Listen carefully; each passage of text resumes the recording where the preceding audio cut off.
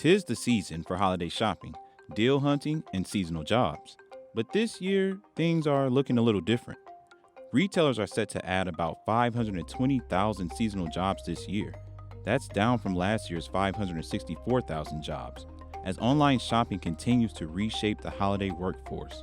In fact, 76% of American shoppers plan to do half of their holiday shopping online. Over time, we're going to see e-commerce take a greater share of overall sales. It's something that's been steadily growing. The retail sector is expected to shrink by 0.2% annually over the next decade, as e-commerce takes a bigger bite out of in-store sales. All retailers are leaning into e-commerce because they have realized that you need to just be where the consumer is, and the consumer's in a lot of different places. For every e-commerce fulfillment center built, nearly 1,000 local jobs are lost each quarter. Still, online shopping is expected to create a 0.6% job boost in the next decade. What that means is that there's just going to be less jobs for in-store work. But it doesn't mean that there will be less jobs overall. So instead of being able to run a cashier, you're going to need to know how to work a logistics center or work in a distribution center, how to load packages onto a truck or onto pallets and things like that. Unsurprisingly, Amazon and UPS are leading the holiday hiring surge with 250,000 and 125,000 respective seasonal job openings this year. The focus isn't on stocking shelves as much as it is fulfilling and delivering online orders to customers. Will e-commerce continue to disrupt retail jobs, or is its impact overstated? Going back to the very early days of e-commerce, the original list of winners would be Amazon and eBay. Initial losers in the late 90s, early 2000s were Sears, Kmart, Borders, Circuit City, a lot of companies that were disrupted by Amazon. Amazon continues to be a disruptor of big box retail and is causing competitors to continue to shift and adapt business needs to compete. You see Walmart and Target leaning really heavily into e-commerce specifically, and you also see how their seasonal hiring patterns have changed to include supply chain roles, not just cashiers and people who are in store.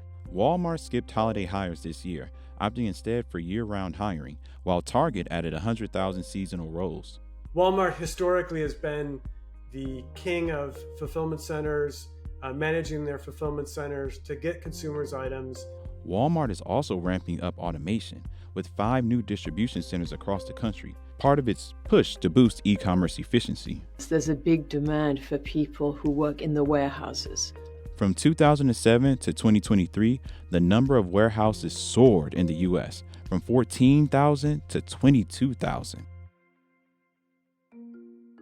During the opening weekend of the holiday season, stretching from Thanksgiving to Cyber Monday, the big winner was e-commerce, bringing in $41.1 billion in online sales. But that meant fewer shoppers in stores. Black Friday foot traffic dipped almost 2%.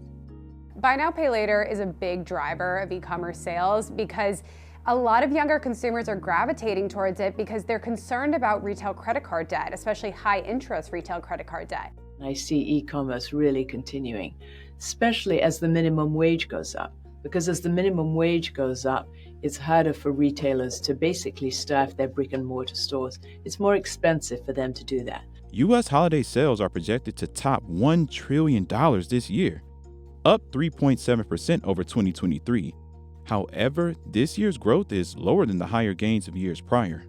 The relative growth rate of e-commerce versus just retail, I think you're looking at more of mid-single digit versus low single digit. And we're no longer in an environment where e-commerce is growing at a 15% rate or even a double-digit rate year in and year out.